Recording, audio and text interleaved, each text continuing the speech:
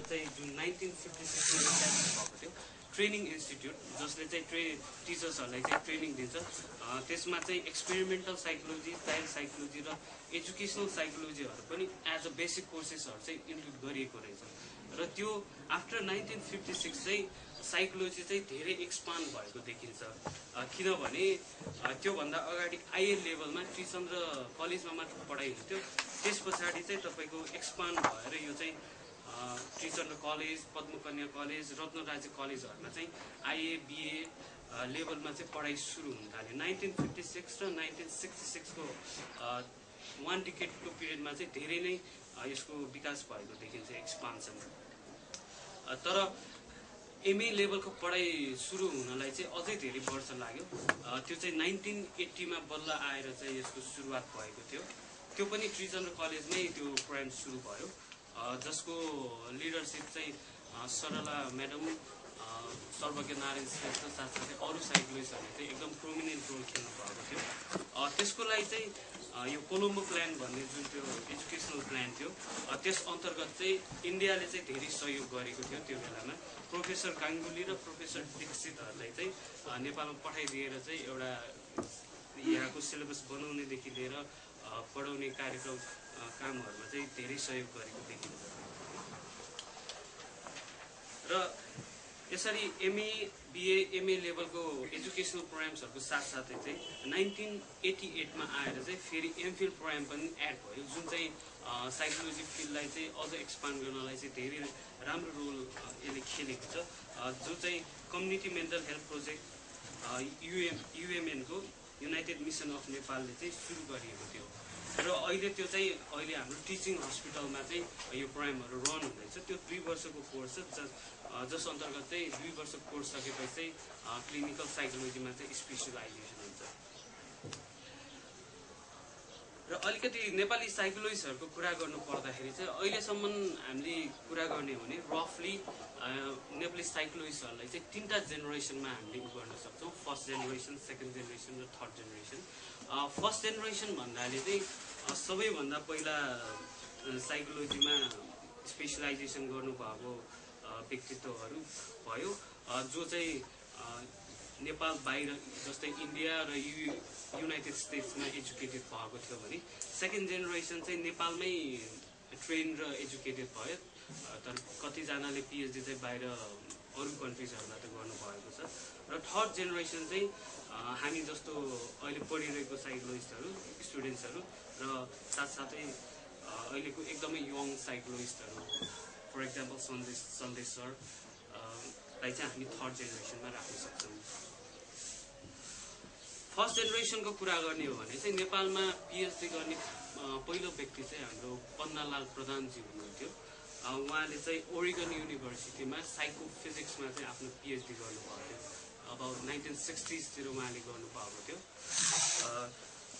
तर अनफर्चुनेटली उहाँले चाहिँ आफ्नो करियर ट्र्याक चाहिँ चेन्ज गरेको थियो उहाँले चाहिँ साइकोलोजी लाई त कम्प्लिटली छोडेको भन्नु मिल्दैन तर उहाँले चाहिँ पछि एजुकेसनमा जानुभयो एजुकेसनमा गएर धेरै फ्रुटफुल उहाँको करियर भएको थियो फ्याकल्टी अफ एजुकेसनको डिनदेखि लिएर टियु को प्लानिङ कमिसनको हेड भएर थुप्रो समय चाहिँ काम गर्नुभयो तर साइकोलोजीमा एकदमै धेरै ठुलो कन्ट्रिब्युसन चाहिँ त्यति नभएको जस्तो मलाई पर्सनली लाग्छ त्यसपछि हाम्रो फर्स्ट जेनेरेसनमा ऐन बहादुर सरहरु मुरारी सर जो सरहरु आज हाम्रो प्यानल डिस्कसन आउनुहुन्छ उहाँहरु हुनुभयो उहाँहरुको चाहिँ बढी इन्क्लिनेसन चाहिँ ब्याकग्राउन्ड एजुकेसनमा भएर होला एजुकेसन तिरै नै छ जस्तै क्लिनिकल भन्दा पनि एजुकेसनल साइकोलोजीमा चाहिँ उहाँहरुको बढी देखिन्छ कामहरु जस्तै उहाँहरुको रिसर्च आर्टिकल्सहरु पढ्ने हो भने पनि बुक्सहरु जस्तै ऐन बहादुर सरले इंग्लिशमा बुक लेख्नु भएको छैन नेपालीमा नै छ सबै बुक्सहरु उहाँले अस्तिको एउटा टकमा पनि भन्नुभयो कि सेमिनारमा इंग्लिशमा जति पनि बुकहरु छ तर नेपालीमा बुक नलेखेको कन्टेक्स्टमा चाहिँ राम्रो बुक्सहरु नेपालीमै लेखिनु पर्छ भनेर चाहिँ उहाँले त्यसमै फोकस गर्नु भएको छ र हाम्रो रेग्मी सरले चाहिँ doctor professor Watkins university of Hong Kong उहाँसँग मिलेर चाहिँ धेरै काम गर्नु भएको छ फर डिकेड्स उहाँको धेरै पब्लिकेसन्सहरु पनि छ नेपालमा सायद उहाँ नै होला सबैभन्दा बढी पब्लिकेसन भएको साइकोलोजिस्ट त्यस पछाडि हाम्रो सर्वज्ञ नारायण सरले पनि धेरै काम गर्नुभएको छ। उहाँको इन्फर्मेसन चाहिँ क्लिनिकल साइकोलोजीमा थियो। उहाँले चाहिँ आफैले आफ्नै इनिसिएटिभमा यो साइकोथेरापी गर्नुभएको थियो क्लिनिकहरू खोलेर। र उहाँले भन्नुहुन्थ्यो जस्तै साइकोलोजिस्टहरूसँग अलिकति उभाव कारणले गर्दाखेरि बढी चाहिँ उहाँले रिजेक्टेड केसेसहरू मात्र पाउनुहुन्थ्यो, अरू केसेसहरू चाहिँ सबै साइकेट्रिस्टहरूले लानुहुन्थ्यो। उहाँ चाहिँ आफ्नै त्यो साइकोथेरापीको टेक्निक्सहरू पनि डेभलप गर्नुभएको थियो, जस्तै एटिट्युडिनल करेक्सन थेरापी, एटिट्युडिनल एनोमेली थेरापी। तर हाम्रो यो लेख्ने चलन नभएको कारणले गर्दाखेरि चाहिँ उहाँको कामको बारेमा त्यति धेरै जानकारीहरू चाहिँ बाहिर छैन, आएको हामीले पाउँदैनौँ। र सेकेन्ड जेनेरेसन कुरा गर्ने हो भने जो चाहिँ अहिले हाम्रो फ्याकल्टीमा एज हेड अनि प्रोफेसर लेभलमा पढाइराख्नु भएको छ, काम गरिराख्नु भएको छ, उहाँहरूले काम गरिराख्नु भएको छ। र थर्ड जेनेरेसन त अझै अन्डर ट्रेनिङ र in the process of making नै छ। नेपालमा अब यो साइकोलोजीको अब हिस्टोरिकल डेभलपमेन्टको क्रममा प्रोफेसनल एसोसिएसन्सहरूको कुरा पनि एकदम इम्पोर्टेन्ट हुन्छ। जस्तै प्रोफेसनल एसोसिएसनले गर्दाखेरि त्यो फिल्डको अगाडि बढ्नलाई धेरै मद्दत गर्छ। नेपालमा चाहिँ एनपिए भन्ने एउटा संस्था स्टार्ट भएको छ, नेप्लिस साइकोलोजिकल एसोसिएसन।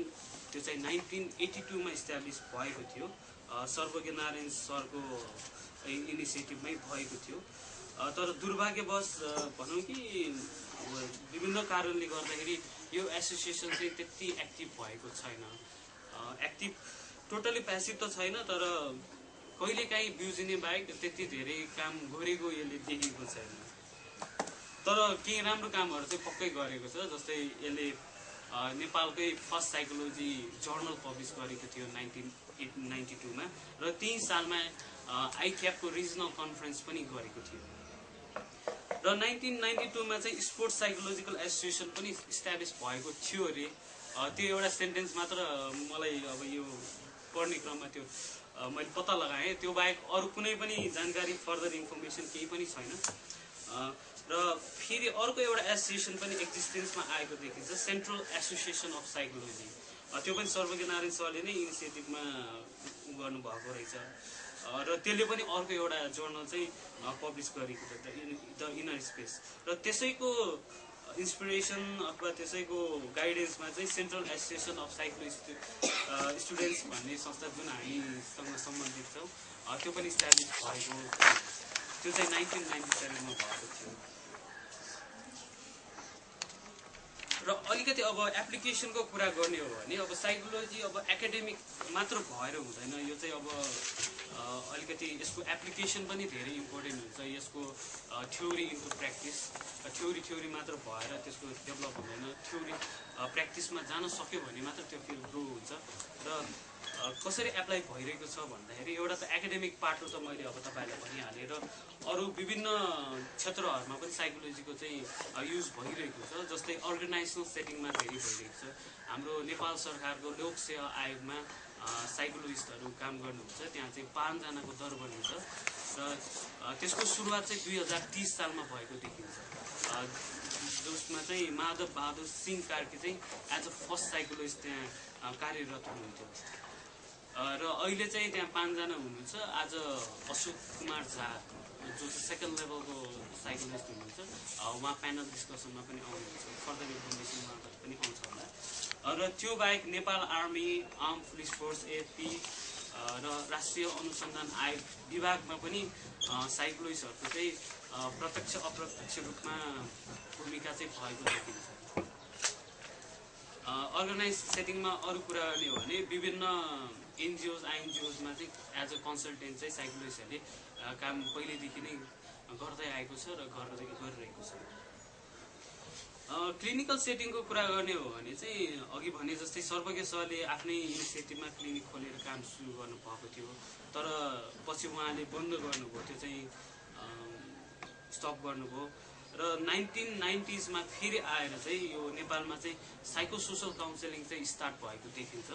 र एउटा फर्स्ट साइकोसोसल काउन्सिलिङको बिगिनिङ हेर्ने हो भने चाहिँ यो रिस्पोन्ड फेलोसिप सेन्टर र साइकोलोजी डिपार्टमेन्टको MOU साइन गरेर चाहिँ त्यो भएको भन्ने कुरा आएको थियो one of the key information. तर यसको बारेमा पनि धेरै डिटेल इन्फर्मेसन चाहिँ मसँग छैन, किनभने हामीसँग त्यस्तो डकुमेन्ट्सहरू छैन रिटर्न्स।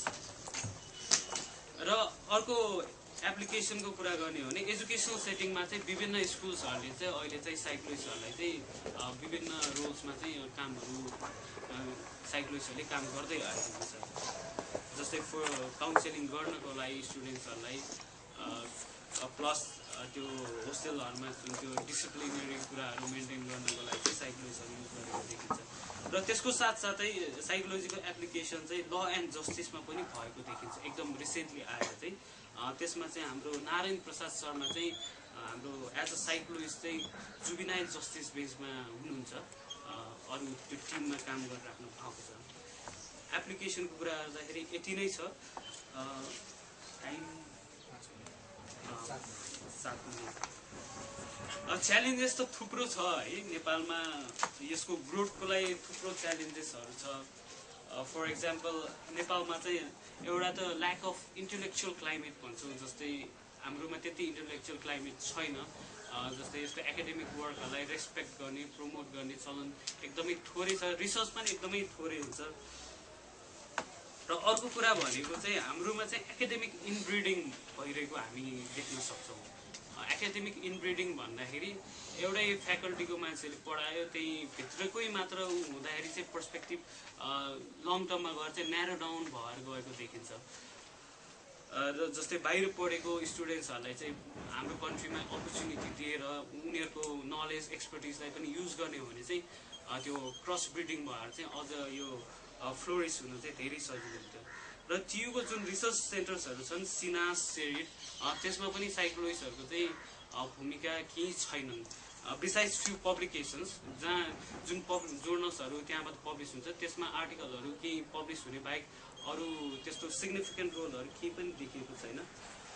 र अर्को एउटा मेजर च्यालेन्ज भनेको चाहिँ हाम्रोमा चाहिँ एक्नोलेजमेन्ट कल्चर छैन। हामी एक अर्काको कामलाई चाहिँ त्यो रेस्पेक्ट त नभनौँ तर एक्नोलेज ल है गरेछ भनेर त्यसको बारेमा एक दुई शब्द बोलिदिने त्यो पनि छैन कल्चर।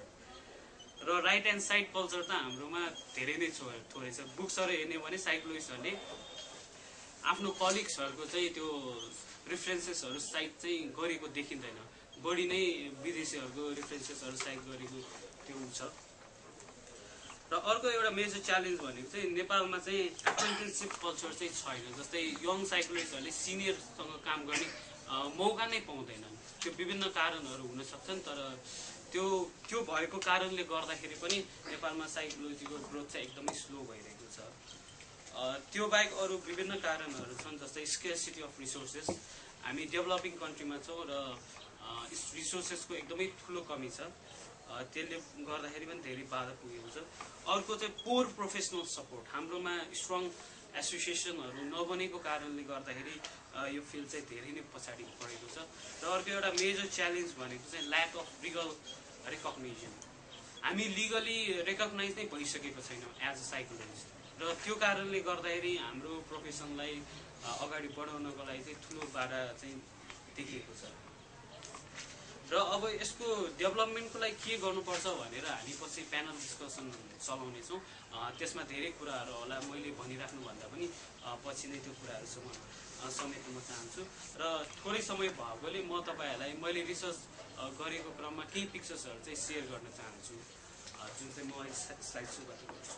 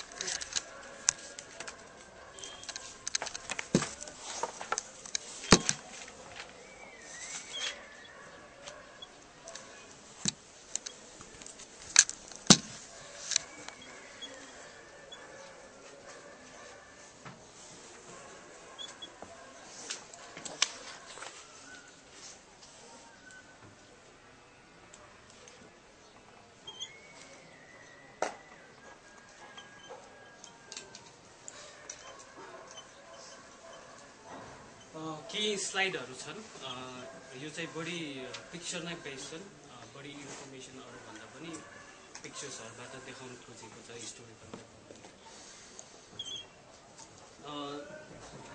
नेपालमा चाहिँ Trichandra college which is the oldest college of Nepal 1918 मा इस्टाब्लिस भएको थियो त्यही नै साइकोलोजीको सुरुवात भएको थियो 1947 मैले पनि ब्याचलर्स चाहिँ त्यहीँबाटै कम्प्लिट गरेको थिएँ त्यो बेला खिचेको फोटो यो चाहिँ र इनिसिएटर्सको कुरा गर्दाखेरि चाहिँ हाम्रो यो जस्तै एमए प्रोग्राम इन्स्टिट्युसनलाइज इस्टाब्लिस गर्नलाई चाहिँ सरला थापा र सर्वपति नारायण सर उहाँको नाम चाहिँ धेरै अगाडि आउँछ साथसाथै रेग्मी सर अरू सरहरूले पनि ठुलो भूमिका चाहिँ त्यो बेला खेल्नु भएको थियो नेपालको फर्स्ट पिएचडी चाहिँ हाम्रो पन्नालाल सरले गर्नुभएको थियो युनिभर्सिटी अफ ओरेगनमा उहाँले पछि धेरै नै एजुकेसन फ्याकल्टी अफ एजुकेसन र प्लानिङ डिभिजनमा गएपछि चाहिँ धेरै राम्रो कामहरू गर्नुभएको थियो केही पिक्चर्सहरू छन् सुरुमा चाहिँ उहाँ युएसमा हुँदाखेरि पिएचडी गर्दाखेरिको सेकेन्ड चाहिँ दिल्ली भिजिटमा जाँदाखेरि नेहरूसँग गरेको त्यो मिटिङ थियो थर्ड चाहिँ उहाँको स्पाउस दुर्गादेवी प्रधान र फोर्थ चाहिँ राजाबाट पाएको मेडल जुन थियो आफ्नो योगदानको लागि त्यो छ र 1992 मा चाहिँ इन्टरनेसनल एउटा रिजनल कन्फरेन्स भएको थियो आइक्यापको international association for cross cultural psychology भनेर जेन 3 देखि 7 सम्म भएको थियो यसमा धेरै अनुवादहरू छन् साइकोलोजीका फर्स्ट जेनेरेसन र सेकेन्ड जेनेरेसन साइकोलोजीहरू धेरै इन्क्लुड हुन्छ अनि यो कन्फरेन्सको प्रोसिडिङ्सहरू चाहिँ 1996 मा चाहिँ Asians contributions to cross cultural psychology भनेर बुक फर्ममा पनि पब्लिस भएको थियो जय पाण्डे डी सिन्हा इन्डियाको चाहिँ प्रोमिनेन्ट साइकोलोजिस्टहरूले चाहिँ यो बुकको अथर गर्नुभएको थियो एडिट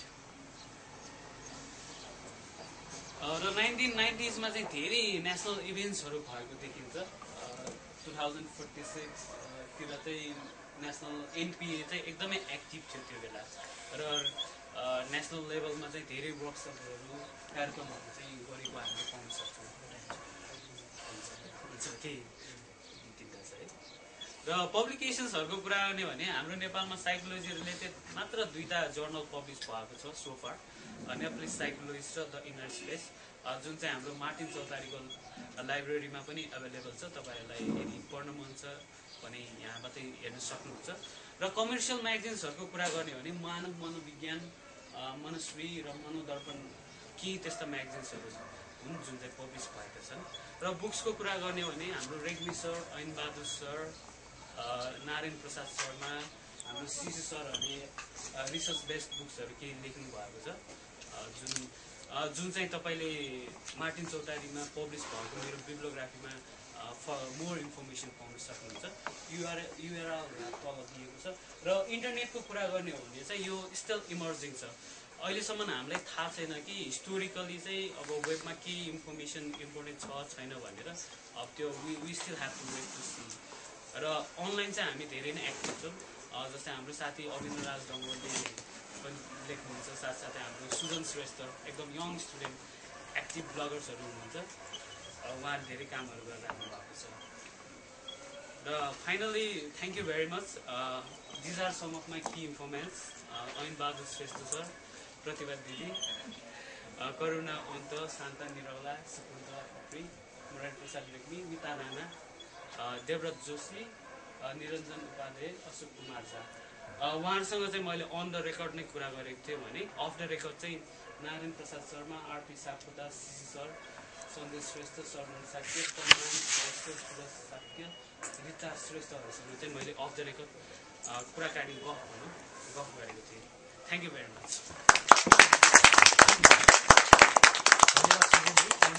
अब हामी छलफलमा जान्छौँ कृपया तपाईँहरूको उहाँको प्रस्तुतिमाथि टिप्पणी अथवा क्वेसन्सहरू छ भने हात उठाएर मलाई सङ्केत गर्नु होला अनि अब हुन्छ 2-3वटा जति क्वेसन सुरुमा हामी कहाँ साइकोलोजी म्यागजिन छ फर्मल साइकोलोजी म्यागजिन फर्मल मैले भने जस्तै साइकोलोजी एकाडेमिक जर्नल्स को कुरा गर्ने हो भने 2टा मात्र पब्लिस भएको छ र अहिले चाहिँ एउटा जर्नल चाहिँ निस्किने क्रममा छ जस्तो लाग्छ। हाम्रै सेन्ट्रल डिपार्टमेन्ट अफ साइकोलोजीको अन्तर्गत चाहिँ एउटा जर्नल चाहिँ भविष्यमा चाँडै नै पब्लिस हुँदैछ। त्यो बाहेक कमर्सियल म्यागजिन्सहरू चाहिँ मानुसवी चाहिँ अहिले पनि पब्लिस भइरहेको छ। त्यो बाहेक अरूहरू चाहिँ छैन। हामीले केही काम गरिरहेका छौँ कि हामी प्रोसेसमा छौँ कि हामीले त्यो गरेकै छैनौँ? त्यसरी अब साइकोलोजी भनेर एकदम त्यो डिसिप्लिनलाई नै पक्रेर टोटली हुन्छ नि साइकोलोजी मात्रै भएको म्यागजिन्सहरू त धेरै छैन। तर फाटाफुट्टा अरू जस्तै हेल्थ म्यागजिन्स, अरू युथ म्यागजिन्स त्यस्तोहरूमा पनि साइकोलोजिस्टहरूले चाहिँ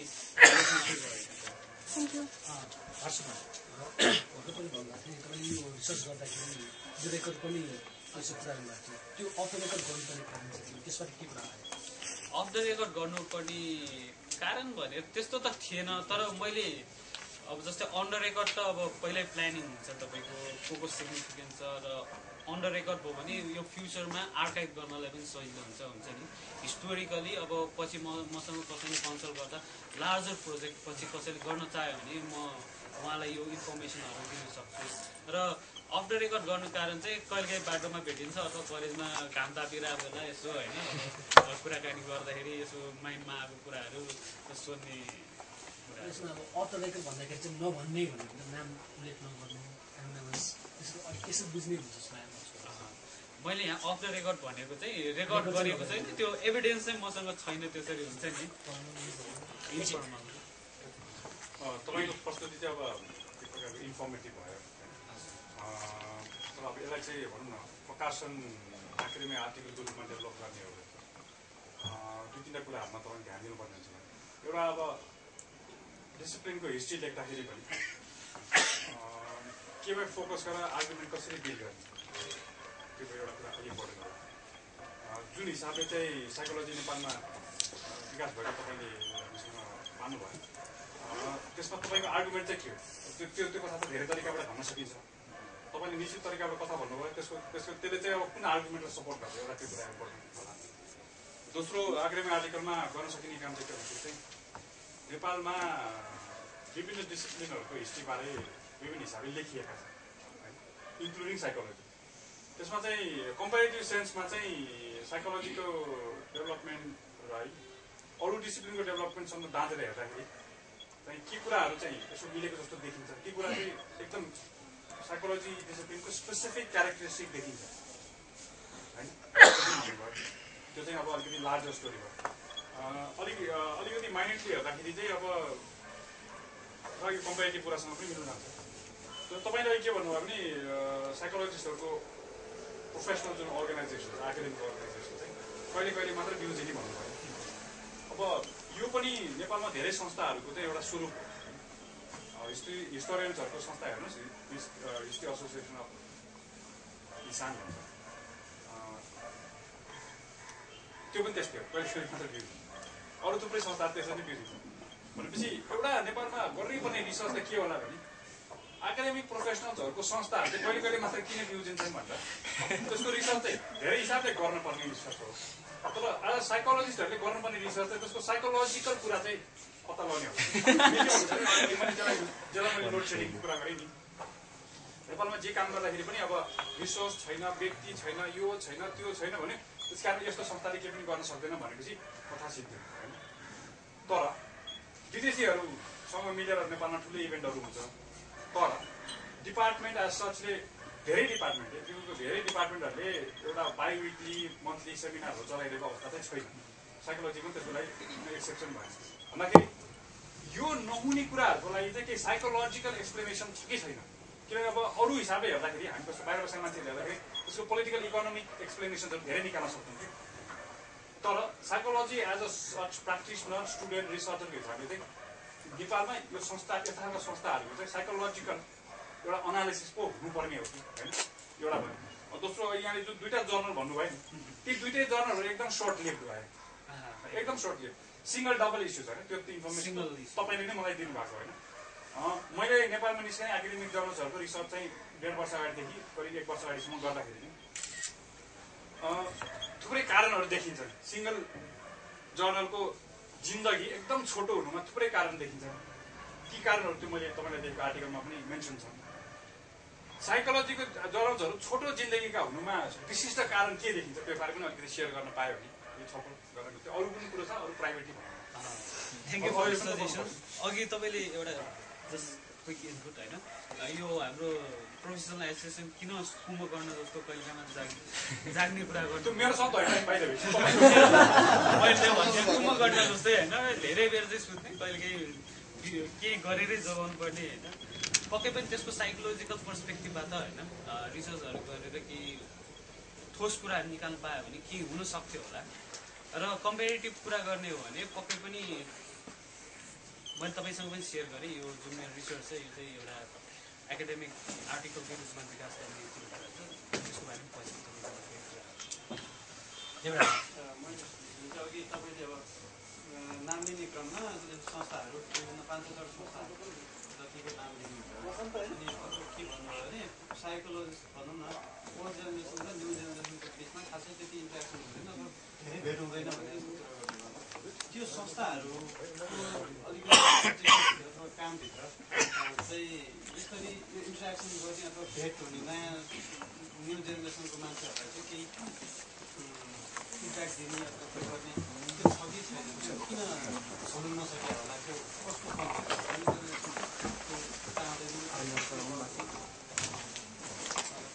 जस्तो अघि जर्नलको कुरा आयो मैले कतिपयको अहिले चाहिँ निस्किँदैन त्यो त्यो जर्नल निकाल्ने क्रममा पनि यदि निस्किन्थ्यो पहिला पनि नयाँ न्यु जेनेरेसनकाहरूले आजसम्म त्यहाँ लेख्ने अनि त्यसको ब्याक दिने त्यस्तो खालको के हुन्थ्यो तपाईँ जुन यो इन्टरेक्सनको कुराहरू हो, जस्तै धेरै इन्टरेक्सन त यस्तो एसोसिएसनहरूबाटै हुन्छ तर नेपालमा चाहिँ त्यस्तो भएको देखिँदैन र त्यसैको लागि चाहिँ हामीले प्रयास गर्छौँ अब यसरी एकदम फर्मल अर्गनाइजेसनहरू इस्टाब्लिस गरेर एकदम पर्सन टु पर्सन भेटेर गर्नु एकदमै त्यो त अब गाह्रो कुरा हुन्छ होइन। त्यो भएको कारणले गर्दाखेरि चाहिँ हामीले अनलाइन कम्युनिटी बिल्ड गरेर चाहिँ यसको लागि काम गरिरहेको छौँ, नेप्लिस साइकोलोजी नेटवर्क भनेर। त्यो कुनै त्यो फर्मली रेजिस्टर्ड यताउता केही पनि छैन, अनलाइनमा जो आउँछ उनीहरू जो इन्टरेक्सन गर्न इन्ट्रेस्टेड छ उनीहरू सोर्सको रूपमा आउन सक्छ। तर मैले यो जुन 2008देखि सुरु गरेँ हाम्रो केही साथीहरूसँग र अहिले 2012सम्म आइसक्दाखेरि त्यसको ट्रेन्ड एक किसिमले एनालाइज गर्दाखेरि चाहिँ के भेटायो भने चाहिँ यस्तो मिडियमहरू मात्र हुनु ठुलो कुरा होइन रहेछ, एउटा एटिट्युडको कुरा रहेछ कि मेन कुरा भनेको चाहिँ मान्छेको एउटा मानसिकताको कुरा रहेछ। यो इन्टरेक्सनको लागि रेडिनेस जुन नभइकन यो मिडियमहरू मात्र भएर पनि एसोसिएसनहरू मात्र एक्जिस्ट भएर हुँदैन रहेछ। नत्र हामीले त इन्टरनेटमा अहिले मेलिङ लिस्ट चलाइरहेको छौँ, त्यसमा मोर देन 200 पिपलहरू सब्सक्राइब छन्, तर त्यसमा पनि एकदमै थोरै इन्टरेक्सन हुन्छ होइन। अब त्यस्तो इन्टरेक्सन अब के भन्ने एटिट्युडकै हाम्रो एउटा प्रब्लम चाहिँ म देख्छु। सर अब हाम्रो यो psychology as a subject in discipline चाहिँ होइन कुन इन्स्टिट्युसनमा अथवा युनिभर्सिटिजमा चाहिँ पढाइ भइरहेको छ होइन, अनि त्यसको कोर्स चाहिँ कम्पेरिटिभली इन्टरनेसनल हुन्छ नि देशहरूको कोर्ससँग चाहिँ कस्तो अपडेट छ कि छैन, कस्तो छ कोर्स चाहिँ?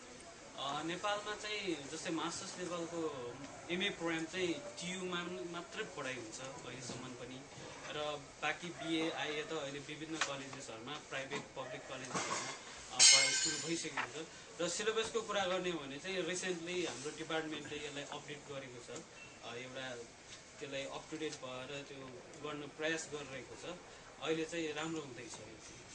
सर एउटा मलाई लागेको कुरा चाहिँ होइन साइकोलोजीको चाहिँ डेभलपमेन्ट हुन नसक्ने कारण चाहिँ यो साइकोलोजी बाहिरको हुन्छ नि मान्छेहरू हुन्छ नि जस्तो पब्लिकहरूको पनि कन्सेप्ट पनि धेरै भूमिका खेलेको जस्तो लाग्छ। किनभने मैले आफैले भोगेको चाहिँ अब साइकोलोजी म पढ्छु होइन, हाल म अध्ययनरत छु, अब मलाई कुन विषय पढिरहेको छौ भनेर सोद्धाखेरि चाहिँ साइकोलोजी भन्दाखेरि उनीहरूको फर्स्ट चाहिँ दिमागमा भनेको बहुलाको विषय भन्ने आउँछ होइन। त्यो कन्सेप्टले धेरै भूमिका खेलेको छ। अनि अर्को कुरा चाहिँ इन्ट्रेस्टिङली के भन्छन् भने मेरो मनको कुरा पनि के छ भनिदेऊ न भन्ने हुन्छ नि, त्यो मिस त्यो एकदम त्यो हुन्छ नि मिस पर्सेप्सन छ भनौँ न। त्यो त एकदमै कमन कुरा हो। जस्तै यो पब्लिक पर्सेप्सन अफ साइकोलोजी नेपालमा मात्र नभएर हामी विदेशमा पनि होइन इन्टरनेसनली पनि त्यो भएको देखिन्छ। यो चाहिँ बढी फिमेलहरूले पढ्ने सब्जेक्ट होइन भन्ने एउटा, अर्को चाहिँ खालि बोलाहरू ल साइकोलोजी पढ्नेहरू पनि अब साइकै हुन्छ एउटा अब त्यो फन्नी अथवा त्यो मिसकन्सेप्सन एउटा त्यत्तिकै उडाइदिने कुराहरू छ। तर पक्कै पनि पब्लिक पर्सेप्सनले चाहिँ एकदमै ठुलो रोल खेल्छ। र अघि एउटा पोइन्ट जुन मैले मेन्सन गरेँ, ल्याक अफ लिगल रिकग्निसन, यदि हाम्रोमा पनि लिगली यो प्रोफेसन चाहिँ रिकग्नाइज हुने हो भने चाहिँ त्यो प्रब्लम चाहिँ बिस्तारै हट्दै जान्छ।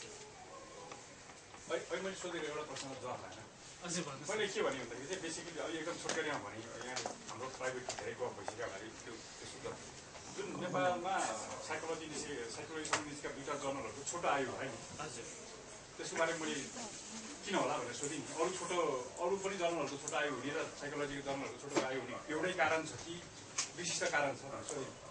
त्यसलाई अलिक इलाबोरेट गर्दाखेरि त जर्नल आज सच त एउटा एकाडेमिक फोरम तयार गर्ने कमिटमेन्टको एउटा बाहिर देखिने एक्सप्रेसन होइन। त्यस कारण जर्नल आज such you can look at it as अब भनौँ न मिडिया एनालिस्टले त्यसले कसरी हेर्न सक्छ भने प्रिन्टेड टेक्स्टको रूपमा मात्रै हेर्न सक्छ। सोसल एनालिस्टले कसरी हेर्न सक्छ भन्दाखेरि त्यो प्रोफेसनको एकाडेमिक प्रोफेसनको प्र्याक्टिसनर्सहरूको फोरम क्रिएट गर्ने कमिटमेन्टको प्रतिरूपको रूपमा पनि हेर्न सक्छ नि। मैले त्यतातिर इन्डिकेट गर्न खोजेको त्यो हो। किन तपाईँको अब 3 जेनेरेसनको साइकोलोजिस्ट एकाडेमिक प्र्याक्टिसनर्सहरूको कुरा गर्नुभयो होइन। तर if you look at it from an outside हेर्दाखेरि त जर्नल एकदम सर्ट लिभ छ। So what are we talking about? हामी यसमा चाहिँ के रिसर्च भएको छ, रिसर्चको फोरमहरू क्रिएट गर्नको लागि जमर्को नभएको अरू डिसिप्लिनहरूमा जस्तै भन्ने त्यति जवाबले चित्त बुझाएर बस्ने पुग्छ कि त्योभन्दा अलिक अर्को पनि विशिष्ट केही कारण छ साइकोलोजीको दुईवटा जर्नलको एकदम सर्ट लाइफ हुन्छ त्यो सोधेको छु मैले। एउटा त डेफिनेटली ल्याक अफ कमिटमेन्ट नै हो हाम्रोमा। एउटा चाहिँ ग्रुपमा काम गर्ने हाम्रो चलन छैन होइन। एउटा चाहिँ अब साइकोलोजिस्टहरू चाहिँ मिलेर एउटा कोअपरेसनमा हुन्छ नि एकअर्कासँग। कस्तो हुन्छ भने एकजना टाट्यो बाँकी सेलाएर बसेको हुन्छ, फेरि अर्को पालि अर्को टाटिन्छ, अरू सेलाइसक्छ। त्यो चाहिँ अब डिफ्रेन्ट त्यो कमिटमेन्ट प्लस अब त्यो विभिन्न ठाउँमा हात हालेको कारणले गर्दाखेरि पनि तपाईँको हुन्छ। जस्तै एकाडेमिकली मात्र मान्छे सस्टेन हुने हो भने नेपालमा सायद कमिटमेन्ट हुन्थ्यो होला। तर पढाएर मात्र अथवा डिपार्टमेन्टमा मात्र एफिलिएट भएर सायद त्यो लाइभलीहुड अथवा त्यो मान्छेको हुन्छ नि सबै कुराहरू निड्सहरू फुलफिल नहुने कुराहरू पनि हुन्छ। एउटा त म फाइनेन्सियल नै देख्छु तपाईँको सर्टलिपहरूमा। र अर्को भनेको चाहिँ तपाईँको डिपार्टमेन्टभित्रै हुने एउटा इन्टरग्रुप हुन्छ नि पोलिटिक्स एउटा डिभिजन डिपार्टमेन्टभित्रै पनि 2-4जना एक ठाउँमा बस्ने, 2-4जना अर्को ठाउँमा बस्ने र खुट्टा तान्ने प्रविधि अझै पनि त्यो मेलमिलाप नहुनु कारण नै हो। अरू कमेन्ट्सहरू क्वेसन्सहरू? मैले चाहिँ एउटा कमेन्ट भन्दा पनि एउटा कुरो जुन आफूले भोगिरहेको कुरा म भन्छु। पूर्वाञ्चल युनिभर्सिटी, पोखरा युनिभर्सिटीका काठमाडौँमा भएका झन्डै 26देखि 30वटा कलेज छन् र त्यहाँनिर पब्लिक हेल्थमा 35 लेक्चरको साइकोलोजी विषय पढाइ हुन्छ र तिनीहरूको अधिकांश चिन्ता के हुन्छ भने नेपालमा यो विषयको यो साइकोलोजी पढाउने मान्छे पाइएन भन्ने हुन्छ। अनि त्यहाँ एउटा सोसियोलोजिस्ट गएर के हुन्छ नि 35 लेक्चर रहेछ मै भ्याइदिन्छु भन्छ क्या है। मैले किन सोधेँ भने नेपालको साइकोलोजिस्टहरूको ग्रुप चाहिँ कहाँ छ मैले तपाईँलाई सोध्न खोजेको। जस्तो 35 नर्सिङमा पनि छ, पब्लिक हेल्थमा छ, एमपिएचमा छ, एमबिबिएसमा छ। एमबिबिएसमा के छ मलाई त्यति धेरै थाहा छैन। तर तिनीहरूको वर्षभरिको चिन्ता एउटा के हुन्छ नि एउटा राम्रो साइकोलोजिस्ट पाए त्यसलाई चाहिँ बरु बेला बेलामा फोन गरेर राखिरहने त्यो सम्झना हुन्छ। र त्यसको अर्को तरिका के भने सर यहाँ त साइकोलोजी पनि छ तपाईँले पढाउन सक्नुहुन्छ भन्छ सोसियोलोजी पुगेपछि। उसले पनि यसो हेर्छ 75 लेक्चरको सोसियोलोजी 25-35 लेक्चरको साइकोलोजी भएपछि यो 75 नछोड्नका लागि म पढ्छु भन्छ। मैले सोधेको थिएँ तपाईँहरूको ग्रुप चाहिँ कहाँ छ? हाम्रो ग्रुप साइकोलोजीहरू कहीँ पनि भेटेको मलाई सिनियर सरहरू हुनुहुन्छ सायद यसको रेस्पोन्स भएर पनि आउन सक्छ होइन। तर मैले अघि भने जस्तै हाम्रो प्रोफेसनल एसोसिएसन स्ट्रङ छैन। एउटा लिडरसिप नै ल्याकिङ छ। तपाईँको हुन्छ नि एकजना आँट गरेर आउने मान्छे म चाहिँ अब लिड गर्छु यो फिल्डमा भनेर आउने मान्छे नै त्यसरी आइसकेको छैन। ल्याक अफ कमिटमेन्ट भयो। अर्को विभिन्न कारणहरू छन्। तपाईँले भने जस्तै साइकोलोजिस्टको कामहरू चाहिँ अरूहरूले नै गरिरहेको छ नेपालमा। सोसियोलोजिस्टहरूले अरू विभिन्न होइन पपुलेसनका मान्छेहरूले मजाले गरिरहेछन्।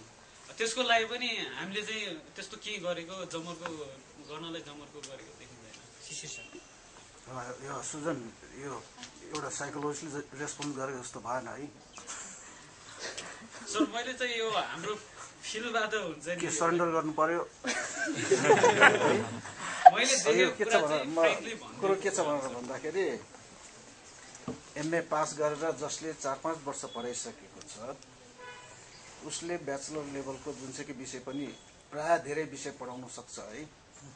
र धेरै जस्तो प्राइभेट कलेजमा म टियु अन्तर्गतको कलेज भन्दिनँ, प्राइभेट कलेजमा के छ भनेर भन्दाखेरि सुजनले भने जस्तै ग्रुपिजम छ र त्यहाँ एउटा टिम हुन्छ, टिमले काम गरिरहेको हुन्छ है। र टिमले काम गर्दाखेरि यो नर्सिङमा साइकोलोजी छ तर सोसियोलोजीले किन पढाइरहेको छ भन्दा चाहिँ एकाडेमिक सिन्सियरिटी चाहियो है। त्यो एकाडेमिक सिन्सियरिटी भएन भने जसले पनि जुन चाहिँ विषय पढाउन सक्छ। आफ्नो विषयमा ठिकै छ पढायो तर अर्को विषयमा जम गर्नु हुँदैन। र साइकोलोजिस्टहरू कहाँ छ भनेर भन्दाखेरि साइकोलोजिस्टहरू चाहिँ पनि छन् है।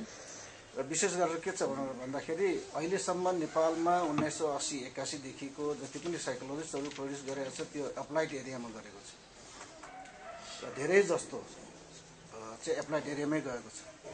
त्यो गएको हुनाले टिचिङ प्रोफेसनमा जानेहरू ज्यादै थोरै छन्। तर जति थोरै छन् मलाई जतिसम्म थाहा छ म आफैले पनि भोगिरहेको हो, दिस टिचर आर कम्पिटेन्ट है। र जो जति जान्छन् मौका पाइरहेको छैनन् है। प्राइभेट कलेजले आफ्नो टिचरहरूलाई सोध्छ कोही छ कि छैन भनेर उसले साथीहरू खोज्छ, साथी त्यसरी नै चाहिँ भइरहेको हुन्छ। के अरे यो एडभर्टाइज गर्ने बानी छैन है। र अर्को प्राइभेट कलेजको सबैभन्दा ठुलो कमजोरी के हो भन्दाखेरि म पढाउन आउँछु, म साइकोलोजी पढेको हो भनेर भन्यो भने उसको सर्टिफिकेट हेर्दैन है। कुनै पनि विषयको टिचरहरूको सर्टिफिकेट लिने गरेको छैन। तपाईँ साइकोलोजीको हो, एमए गरिसक्नुभयो, ल आउनुहोस् पढाउनुहोस्, त्यो चाहिँ छ है। नभए प्राइभेट कलेजमा जतिले पनि पढाएको छ कसले चाहिँ त्यो सर्टिफिकेट त्यहाँ कलेजमा बुझाएको छ, एमए पास गरेको अथवा पिएचडी गरेको कसैले बुझाएको छैन जस्तो लाग्छ मलाई। त्यो उनी छैन, त्यसै कारण आफ्नो तरिकाले गरेर हुन्छ। सोसियोलोजीले पढाउँछ, नपढाएको पनि होइन, केही क्याम्पसहरूमा पढाएको छ, बिबिएमा पढाएको छ, पहिलो वर्ष पढायो, दोस्रो वर्ष पढायो, तेस्रो वर्षदेखि साइकोलोजी नै चाहियो भनेर चाहिँ भनेको छ। किन भन्दाखेरि सोसियोलोजी भनेको अथवा एन्थ्रोपोलोजी सोसियोलोजी जसले पढाएको छ उसले म्याक्रो लेभलबाट मात्रै हेर्छ है विषयलाई। विशेष गरेर ह्युमन नेचरलाई हेर्दाखेरि म्याक्रो लेभलबाट हेर्छ, साइकोलोजीले हेर्दाखेरि माइक्रो लेभलबाट हेर्दा हुन्छ। जुन एक्सप्लेनेसन न्युरोसाइकोलोजिकल अथवा फिजियोलोजिकल साइकोलोजी अथवा बायोलोजिकल साइकोलोजी, कग्निटिभ साइकोलोजीबाट हेर्नुपर्ने हो त्यो चाहिँ सोसियोलोजिस्टहरूले गर्नु सक्दैनन् है। 1 वर्ष 2 वर्ष गऱ्यो त्यसपछि कुनै टिचरहरू होला मेहनत गर्छन् होला। केही टिचरहरू छन् जसले सोसियोलोजी पास गरिसकेपछि पनि साइकोलोजी एमएमा भर्ना भएको छ। केही मेडिकल डक्टरहरू छन् जसले चाहिँ डक्टर प्र्याक्टिस गर्दा गर्दै पनि साइकोलोजीमा फेरि भर्ना भएर पढेको छन्। किन भन्दाखेरि they realize that psychology is very important. त्यो कन्टेक्समा चाहिँ त्यसरी गएको है। साइकोलोजीहरू इन्ट्रेस्ट नभएको होइन अथवा भाताभुङ्ग भएको चाहिँ होइन। म एउटा कुरा एड गरौँ भने सबै धेरै जान्ने मान्छे हुनुहुन्छ होइन, बोलौँ कि नबोलौँ भइरहेछ। तर मैले कहीँ पढाएको थिएँ गुड पोलिटिक्स र गुड पोलिसी भयो भने मात्रै गभर्मेन्ट सस्टेन गर्छ अरे। एक्ज्याक्टली त्यही भइरहेछ साइकोलोजीमा। हामीसँग साइकोलोजिस्ट हुनुहुन्छ तर गुड पोलिसी भएको छैन, सायद मासमा गएको छैन। इभन यो वर्कसपमा आउन पनि I have to wait like for 1 week wait गर्नु, 1 विक त्यो डेट इस्यु भएको 1 विक पछि बल्ल मैले रियलाइज गरेँ वर्कसप रहेछ भनेर। तर हामी मासमा गयौँ र एउटा फर्मल पोलिसी भयो भने सायद सस्टेन गर्छ कि हाम्रो organization for a long term. अब हाम्रो त्यस्तो कुरा नि हो नि, अब प्रोफेसनलाइजेसन भन्छ नि त्यो इन द प्रोसेस अफ प्रोफेसनलाइजेसन छ क्या, त्यस्तो प्रोफेसनलाइज भइसकेको छैन। जस्तै आज वर्कसप हुँदा पनि तपाईँको 10 बजे भनेको छ होइन, सबैजना बिस्तारै आउनुहुन्छ होइन। यस्तो कुराहरू पनि एकदम सिग्निफिकेन्ट हुन्छ क्या, टाइमलाई भ्यालु गर्ने होइन। यस्तो कुराहरू यो पनि एउटा कमिटमेन्टको एक्सप्रेसन हो। र तपाईँले भन्नुभयो जस्तै गुड पोलिटिक्स गुड पोलिसी त्यो एकदमै आवश्यक हुन्छ होइन। अब त्यसको अब विकास गर्ने हामी सबैजना मिलेर हो। अब यङ सिनियर साइकोलोजिस्टहरूको गाइडेन्स हामीलाई चाहिन्छ। उहाँहरूको गाइडेन्सबाट हामीले साहित्यको विकास गर्न सक्छौँ। थोरै समय छ लास्टमा पनि छ यस्तै यहाँनिर खासमा अब यो पढाउने खास प्राइभेट कलेजहरूले मात्रै हेरेर पनि इभ्यालुएसन गर्ने जस्तो लाग्छ मलाई। प्राइभेट कलेजसँगको मेरो आफ्नो सम्बन्ध चाहिँ मैले धेरै ठाउँमा पढाएँ प्राइभेट कलेजहरूमा। कुनै प्राइभेट कलेजको सञ्चालक छु म अहिले। प्रायः के हुँदो रहेछ प्राइभेट कलेजहरूमा भनेदेखि सर्टिफिकेट हेर्ने अनिखेरि सम्बन्धित विषयको त्यो मान्छे हो कि होइन भन्नु खोज्ने भन्दा पनि प्रायःले चाहिँ पढाउने स्किल त्यसको कस्तो छ, खासमा विद्यार्थीलाई त्यसले चित्त बुझाउन अल्मल्याउन सक्छ कि सक्दैन भन्ने कुरामा बेसी फोकस भएको पाइन्छ। मैले कतिपय ठाउँमा जस्तो मैले सुरु गर्दाखेरि पहिलो ठाउँमै प्राइभेट कलेज एउटा प्राइभेट कलेजमा म जाँदाखेरि त्यहाँको त्यो जो थियो मलाई हेर्ने मलाई नाप्ने जोख्ने मान्छे उसले चाहिँ तपाईँले कुन विषय पढ्नु भएको भनेर उसलाई चाहिएको साइकोलोजी पढेको पनि चाहिएको। मैले म साइकोलोजी पढेको मान्छे, मैले साइकोलोजी मास्टर्स दिएको। नेपालमा पनि साइकोलोजी पढाइ हुन्छ र यहाँ त सोसियोलोजीको मान्छेले पढिरहेको थिएँ भन्दा अगाडि। अनि तपाईँले कहाँबाट कसरी पढ्नु एजुकेसनमा पढ्नु भएको हो भने मैले होइन एजुकेसन होइन साइकोलोजी भन्ने छुट्टै डिपार्टमेन्ट छ ह्युम्यानिटिज यो हाम्रो के अरे सोसियल साइन्स अन्तर्गत साइकोलोजी भन्ने छुट्टै सब्जेक्ट छ, त्यसमा स्पेसलाइजेसन गरेर आउने मान्छेहरू भेटिन्छन् भन्ने कुरा गरेँ। अनि मलाई एउटा कुरा के रियलाइजेसन भयो भनेदेखि अहिले त यस्तो रहेछ बजारमा भनौँ न अब संस्था यो एजुकेसन इन्स्टिट्युसनकै मालिकहरूलाई नै थाहा हुँदो रहेछ साइकोलोजी भन्ने छुट्टै विषय छ, त्यो पढ्ने मान्छेहरू छन्, त्यो पढाउनको लागि त्यही मान्छेहरू उपलब्ध छन् भन्ने कुरो थाहा रहेछ जस्तो लाग्यो। अब त्यो म जुन बेला पढाउनु निस्केँ त्यो समयमा भनेको एकदमै सीमित मान्छेहरू मात्रै पढाउने पेसामा संलग्न भएको बेला थियो। त्यो बेला चाहिँ थोरै मान्छेहरू मात्रै हुनुहुन्थ्यो पढाउने फिल्डमा। अनि अब यो चाहिँ बदल्नुपर्छ है, साइकोलोजीको ठाउँमा साइकोलोजी पढाउनु पर्ने ठाउँमा साइकोलोजीकै मान्छे पुग्नुपर्छ भन्ने लाग्यो मलाई। अनि मैले जहाँ जति ठाउँमा भेटेँ मैले भ्याएसम्म मैले गरेँ त्यति बेला पढाउने काम। अनि पछि अब जब म आफै पनि अलिकति सेचुरेटेड हुनुपर्ने स्थिति आयो मैले छोड्नुपर्ने ठाउँहरूमा आफूभन्दा पछाडिका पढाउँछु भन्ने साथीभाइहरूलाई नै लगेर राख्ने कोसिस गरेँ मैले पछिसम्म पनि। तर फर्केर हेर्दाखेरि के देखियो भने धेरै ठाउँमा मैले जिम्मा लाएर हिँडेको साथीभाइहरूले कन्टिन्यू नगरेको पाइनु। कति उनीहरूको आफ्नै कारणले, कति चाहिँ म्यानेजमेन्टले नै उनीहरूलाई हटाएर बरु अर्को विषयको मान्छे ल्याएर अर्कै विषयको मान्छे लिएर आएर उसको ठाउँमा राखेको पाइयो प्रशस्तै। अब त्यसमा कमजोरी उनीहरूको पनि केही कमजोरी होला, हाम्रो पक्षको मान्छेको पनि केही कमजोरी हुनुपर्छ। उनीहरूले आफूलाई जुन किसिमले प्रस्तुत गर्नुपर्ने या जुन कामको लागि आफू त्यहाँ गएको त्यो चाहिँ निर्वाह गर्न नसकेको पनि हुनसक्छ। हुन त अब त्यो खोजेको विषय हो, त्यसलाई अब ठ्याक्कै अहिले यही नै हो भन्न त गाह्रो छ। तर त्यो पढाउने र आफूले जान्ने भन्ने कुरा अलिकति फरक कुरा हुँदो रहेछ र त्यो त्यसलाई मात्रै हेरेर साइकोलोजीको कन्डिसन यस्तो छ भनेर भनिहाल्न गाह्रो छ अहिले। हुन्छ केही छ तपाईँको यसमा? एकदम थोरै चाहिँ मलाई लाग्छ नेपालमा साइकोलोजीको अब विकास गर्ने हो भने चाहिँ we need a sense of urgency, एउटा सेन्स अफ अर्जेन्सी चाहिँ चाहिन्छ। एकदम रिल्याक्स्ड एटिट्युड लिएर होइन बस्यो भने चाहिँ धेरै नै टाइम लाग्न सक्छ। It might take tickets and tickets होइन। सबैजनाले आफ्नो तर्फबाट सानो सानो कुराहरू गरेर एउटा विथ अर्जेन्ट सेन्स एउटा डेडिकेटेड मोटिभ त्यसरी काम हामीले गर्न सक्यौँ कलेक्टिभ लेभलमा भने साइकोलोजीको फ्युचर नेपालमा धेरै नै ब्राइट छ। Thank you very much. हुन्छ, यो हाम्रो पहिलो प्रस्तुति आज यही टुक्यो। सुजनजीलाई धन्यवाद। एकछिनमा सुजनजीको यहाँ historical development of psychology Nepal भएको सब्जेक्ट भएकोले मेरो बुवा म पनाला प्रधानको छोरी होइन, बुवाको स्मृतिमा एउटा किताब निकालेको थिएँ कि मैले स्मृति गर्छ नि यहाँ त्यसलाई भनेर माथि यहाँ चौता पनि हुन्छ है। तपाईँले हेर्न सक्नुहुन्छ यो बुकहरू।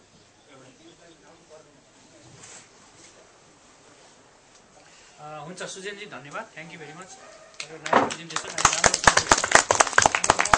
प्रस्तुतिको लागि Lina Chase, I invite Lina Chase for a presentation. Is it possible to do on my computer? Can we copy this code? I can copy, yeah.